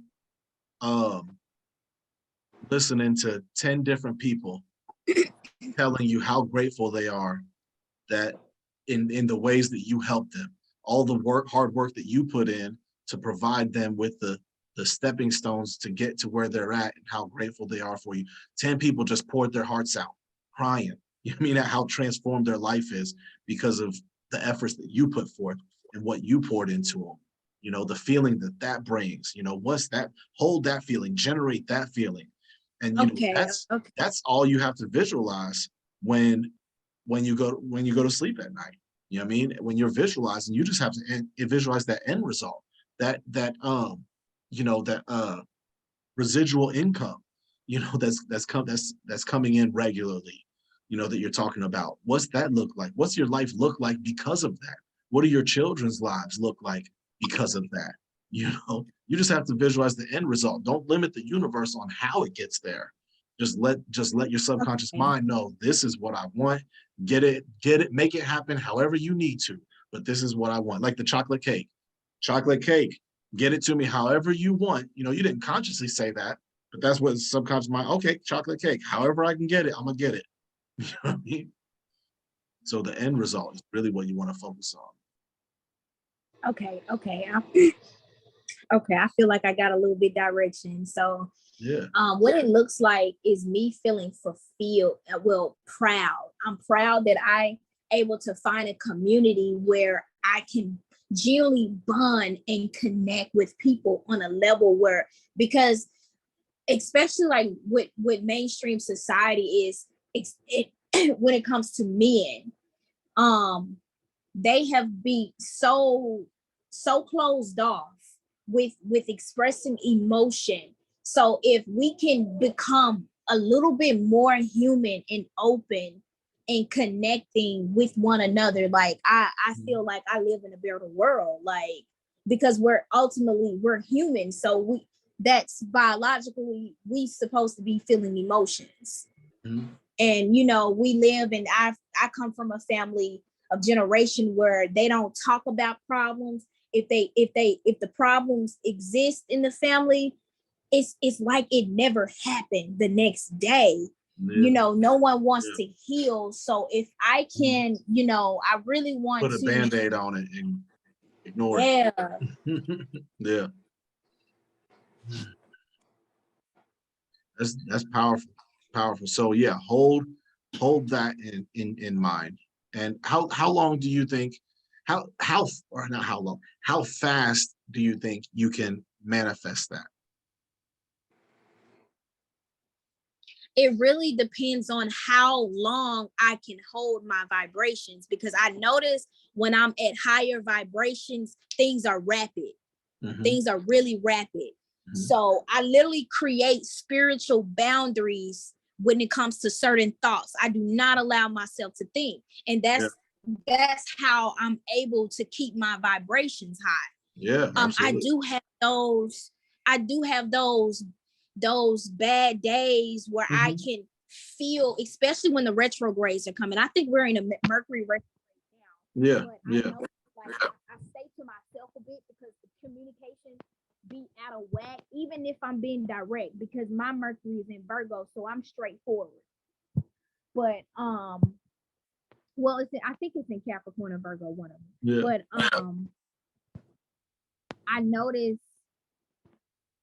I lost my train of thought, y'all. That's all right. I was laughing because literally the very moment you said Mercury retrograde, like it was like your electronics started messing up. It was hard to hear you. You started fading out. Oh wow! It was hilarious to me that that happened the moment you said that. And but you know, I just mean like with the ebbs and flows, you know, because you're gonna have those good days and you're gonna have those not so great days along the way. What do you think is a high believability on how fast you could possibly make that happen? You know, 1 month, 1 year, 5 years, 10 years? Just a general estimation right now of like what you feel right now. I never even thought about time. I look at it in a different way. Like if I can put like 10 hours in this. I can see, I go in intervals such as the hours because it's easier for me to process. So if I was to apply like about 500 hours into getting this, it'll be up and running. Okay. And so how long do you think that how fast do you think that could happen realistically?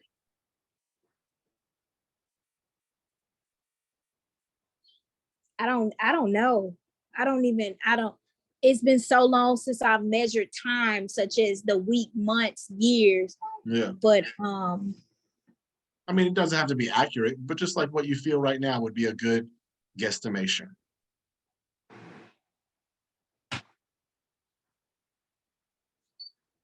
I mean, when I put my attention on it, I feel a year from now is very possible. That for what you described, that end result. Yeah. From for everything such From and that's only just off of 2 weeks of, you know, I mean, not really knowing you, but just getting to know you and kind of getting a feel for, you know, what you say and how genuine it is, and kind of where you're at with your different abilities and practices that you're practicing off of the way that you're describing it. Yeah, I would say a year is very doable and possible. You know, I would also say that it could easily, you know, slip into 2 or 3 years. But I also say it's just as possible for it to be 1 month. You know what I mean? Like that dream that you had. You're becoming more aware of the infinite possibilities. There is an infinite possibility that you know, put in just the first 20 hours over the next 2 weeks, and that just magnetically produces so much to where 1 month from now you have more stuff going on than you can really keep up with, and then 2 months from now, boom, you're living that life. You know what I mean? And so that is possible, truly. But your belief is going to determine how fast. But that's why I just wanted to get a feel for, just if you could throw out there kind of, you know, I said 1 year and you excitedly, yeah, you know, very determined. Yeah, I also kind of can believe that. So that's a good starting point, and then utilize and use that belief towards the energy that you put into the effort and manifestations that you're doing, which is only going to recreate new experiences that will then further and strengthen that belief, which will ultimately probably make it faster. Okay. Yeah. Okay. You said the belief, and then did you mention the meditations to make it, to strengthen it, for it to be faster? Yeah, well, yeah, because your belief is going to determine how strong the visualizations and manifestations are. You know, like if you hold an image in your mind of someone walking through the door right now, you know, or so, like if I told you, imagine tomorrow someone walks through your front door and hands you $250,000. How do you believe that will happen? And, you know, no need to answer. And then I say, okay, imagine someone walks through your door tomorrow and hands you $10. I mean, which one's going to be more believable? Like, clearly the $10 one. You know, it's like, oh man, my cousin owes me $10 right now. And he said he's coming over tomorrow. So yeah, I could definitely believe that, you know? And so the belief is going to determine how powerful that thought is, because the more you believe it, the more charged energy that you're putting behind it, you know? And so the stronger the belief, the stronger the thought form, to where then, because when you first think a thought, it's going to be impressed into the mental level here. And how strong that belief is determines how dense it's going to start out. And how dense it starts out determines how dense it becomes, and how much more chitta, mind substance, it attracts to it and absorbs. And how dense it becomes heavier. It gains more matter. You know what I mean? Like the spirit is less matter than the physical, right? And so the more matter that thought has, then the more it's going to fall towards the physical, and the more it's going to physicalize until it does become physical. So the stronger your belief is in it, the faster you're going to create experiences supporting that belief. And then as you have experiences supporting that belief, maybe tomorrow you go out and somebody just mentions to you about your cooking or something like that. And it's like, oh man, yeah, I was just talking last night about this, and how I need to do this. Oh man, you gonna make a cookbook? Yeah, I'm gonna make a cookbook. That's what I'm doing right now. I'll buy your cookbook. Damn, I'm already one day in having an experience of somebody asking me for my cookbook that ain't even here yet. They waiting already. And so that's going to strengthen your belief. Like, oh yeah, I really do need to do this. There's people out here that, are just already waiting for it and they don't even know it yet. And so then as you think about it, it's already going to be more dense because you have more belief behind it. Until then you create an even stronger experience, until you get to the point where you've already gathered up the things that you've already put together as far as the recipe book or whatever. And then you build upon that and you have all of the recipes that you want. Boom, it's already ready to get put together and turned into a book. Now it's really believable that this is happening. You know what I mean? And then at the same time, you have one person that you're coaching. Boom, I'm already coaching. I got one person that I'm coaching right now. And so everything's as things kind of come into play towards that end result, it's like, man, I'm getting there. I'm gaining traction. So now your belief in it is even stronger. And so that's the universal law of manifestation. It's also the universal law of believing and knowing. The more you believe something, the more you will experience it. The more you will experience it, the more you will believe it until you ultimately experience the ultimate end result. And then that is when it has manifested, because now you know it to be true. Like right now, there's a level of belief that you will live this life. Once you actually start living that life, you will know that you are living that life. There will be no need to believe.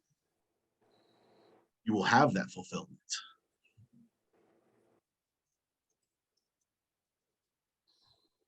I'm super excited. Thank you. Yeah, you're welcome. Thank you. I'm excited too. I'm excited to watch how it progresses and unfolds and evolves. Nice. So I'm gonna go ahead and go, you guys, because I'm excited to go to bed. Every time I get on live, y'all have me excited to go to bed. I have a journal by my pillow. Yeah, beautiful. Y'all got me more excited to go to bed. I'm sitting here like, yeah, man, I'm about to take my visualization to the 10 tonight. Hopefully, so good that we create a meeting place in the astral realm. Yeah, absolutely. Oh yeah, it can happen. Yeah, that's why I said I really needed this, because I woke up today. I already knew. I was like, man, the last 2 nights I've not been visualizing enough. The last 2 nights, and so after this, I'm like, yeah, man, I'm putting in all the effort, pulling out all the stops tonight. Most definitely. One thing I'm manifesting and creating is a little more space. Get these things done. But yeah, I appreciate you all. Thank you. Does anyone else have anything they want to share or ask? Has the visualization course started for today? For Wednesday? Has that started? No, that'll be next week. Sorry, today was more of a Q&A. I didn't start that off saying that. I'm sorry. I meant to. All right. Yeah, today was more of a Q&A, and next week will be the visualization. I got the slides halfway done. I didn't get a chance to finish them this week. My apologies. All right, bet. Yeah, and I got one more question for you. Okay. What's the difference between visualization and imagination? Do you yet understand what the difference between concentration and attention is? Yep. Okay. How would you describe the difference between those two? Concentration is you able to hold your attention on a certain object, thing, or whatever. And intention is where you're how do I describe it? Intention is where you not intention, but attention. Yeah, attention. Okay, yeah. Mm-hmm. Yeah, attention is where you not focus on something, but like you just notice something. Like let's say your heartbeat. You just notice your heartbeat, or your dog. You just notice your dog Mhm. or maybe your neighbors on the phone talking loud. You just notice that. I'd Mhm. say attention is you just noticing things, and concentration is you holding your attention on the things that you notice. Yeah, nice, nice. And the biggest difference there is control. Uh-huh. Your attention is, yeah, where your point of focus is, where your consciousness is aimed at, and then concentration is controlling where it is aimed at. And so imagination is the ability to like see the ability to see images within your mind, right? And visualization is the ability to control what images are in your mind. Like with the flower exercise, you know, if I just said, okay, think of a flower. Like what color was the flower you thought of? Red. Red. How did it have, like a couple petals or a lot of petals? A lot of petals. Okay, did it have a stem? Nope. No stem. Okay. All right. So you just allowed your imagination to create its own image. You know, that's imagination. Visualization is, okay, see a purple flower with about 18 petals in a circular motion. See it, don't see it from the top, see it from the side. And see it with a stem, a green stem, and see a couple leaves coming up under the bottom part of the flower, and see 2 leaves coming off of each side of the stem. Actually, no, better yet, see 2 leaves coming off one side of the stem, the right side of the stem. And see that, and now see that flower in your hand, and you're holding that flower by the stem. And now see yourself placing it into a vase. Make it a clear vase with a blue stripe on it. You know, so now you're telling your imagination what image to produce. Were you able to see all of that? Yes. Yeah. So you were telling your imagination what image to produce. You were controlling your imagination. All right. Yeah. And so that's the visualization. The relationship between visualization and imagination is the exact same as the relationship between concentration and attention. You know, concentration is controlling your attention, and visualization is controlling your imagination. Mm-hmm. And an image is, and a thought is just Within, an image. So through visualization and controlling your imagination, you're able to control your thoughts more. But yeah, what's the next thing? oh, okay. Yeah, I was wondering. I know there's a such thing as daydreaming, but do I go into like a dream state when I daydream? Because I know I don't fully fall asleep like I normally would when I would go to bed. Mm-hmm. So like, it's hard to explain. You know, I'm Yeah, just gonna put it in words. Can I like, since there's daydreaming, I know dreaming is just you astral traveling. So is there such thing as day astral traveling? absolutely. Now, what's Absolutely. the difference? What's the difference between dreaming and astral travel, or dreaming and lucid dreaming?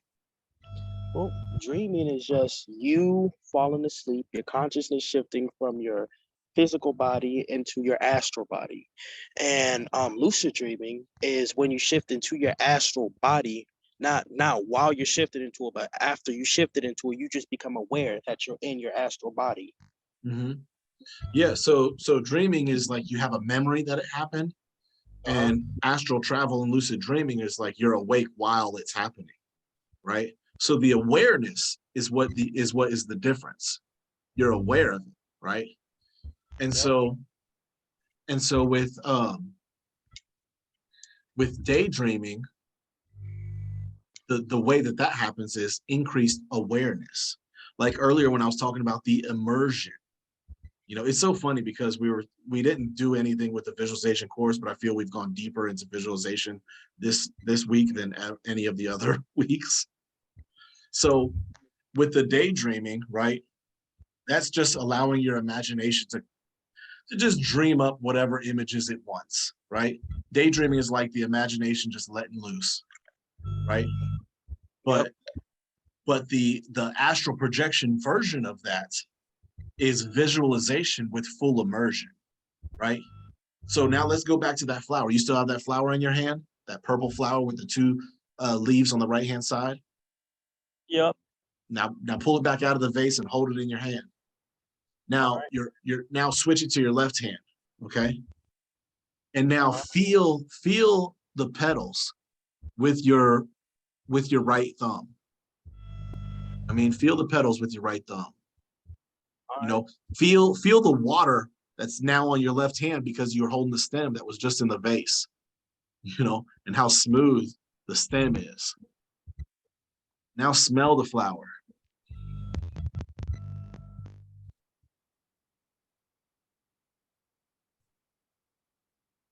Now that's full immersion. You know, you're incorporating all of your senses. You're really there. You know what I mean? You're no longer sitting in this room. You're really there. If you know, especially if you started smelling it for real. You know what I mean? Yeah, and so that's how you're going to do the full. So then do that with the daydreaming, except make it something that you're like what I asked Santana. You know, what's the end result? You know, what's the end result of what you're wanting, Cass? And then image that and fully immerse yourself into that. You know, feel the things there. Like one thing I've been doing is this house. I'll just walk down the halls and just running my finger along the halls and the rails, feeling, you know, taking my shoes off at the front, feeling the carpet at the front, feeling the hardwood in the back, feeling the flooring upstairs, you know, feeling the countertops, running the kitchen water, washing my hands, you know, I mean, doing the laundry. I'll just go and do a load of laundry. I'm over here visualizing doing a load of laundry, you know what I mean, in this house. You know, go out and cut in the yard. You know, I'll sit there for like 5 minutes just cutting the yard. And you know what I mean? And but fully immersing, you know, smelling the grass clippings, feeling the sun. I'm sweating, you know what I mean? The sweat dripping down my face, listening to some music, you know, my music, you know what I mean? And so the new album I just dropped. And so you know, that's the full immersion. Like when I open my eyes from that, it's like I literally would like then I really realized how much I was truly there. You know what I mean? And so that's astrally projecting, you know, because that is when you are stepping into those images and you really are projecting there. Truly. Wow, that's crazy. Yeah, that's the quantum jumping that people talk about, but it's not the way that people describe it. That's why I don't use terms like that, because those are just terms people are bringing up because, you know, talking about manifestation is getting old. You know what I mean? But I've been talking about manifestation for years. Before it was popular, I keep talking about it after it's popular because it's about the mechanics of it, you know, not about it kind of trend. It's about understanding your own mechanics and how you are able to utilize those in order to manifest them. Wow. See, that's really crazy because like sometimes when I daydream, like I may not even realize I'm daydreaming. I just be drifting through my thoughts. Like sometimes I do that before I go to sleep. I just let my imagination loose. Yeah. So like sometimes I just do that in a day. So then when I do that, I'll just let it loose. But then when I come back, it feels weird. Like when I come back, it just feels like I just went to a whole new. I don't even Yeah. know. Like, You are where your attention is. Your attention went there, and you went there. I mean, so don't let it just run loose. Don't let it run wild. Don't do like a dog at the park and you just let it off the leash and it just takes off. No, control it and direct it on where you want it to go, what you want it to image. You know, image the thoughts that you want to image. That's why concentration is so vital. And I teach concentration at the beginning of the course, because then you have the ability to control your imagination and tell it what you want it to do, where you want it to go, what you want it to image. all right. Yeah, Yeah. I'm definitely about to be working on that. Like I Good. said before, I can Good. still control the things that I can damn near control the things that come inside of my mind too.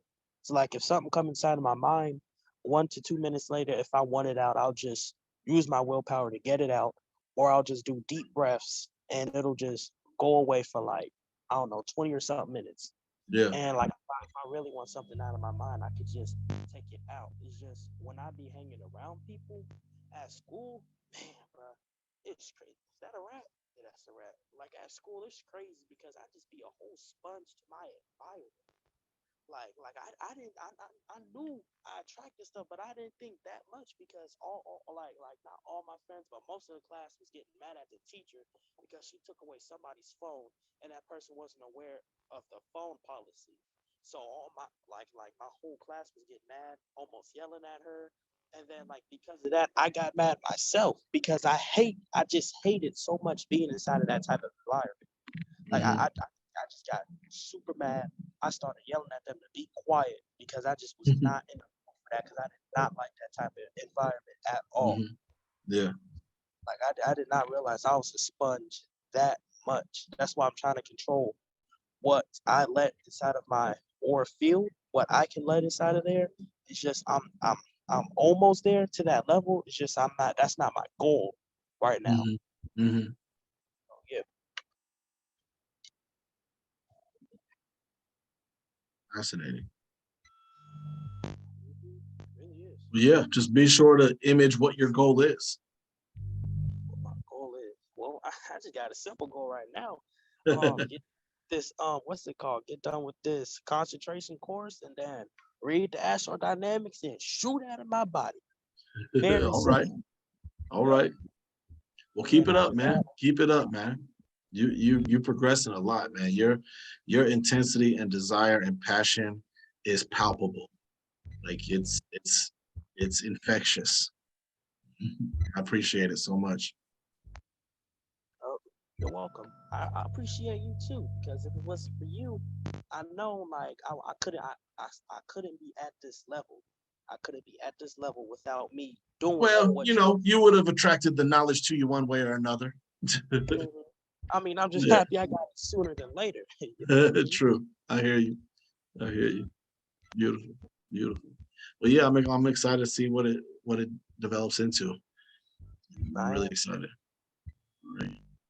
All right, you all. Well, I'm gonna head off of here and get my nightly ritual begun, and get off to these dreams. All right, bet. Now I know Right. enough. Bye bye. Peace, peace. All right, peace, Tarak. Have a great dreams. Thank You you. too. You too. You're welcome. Welcome.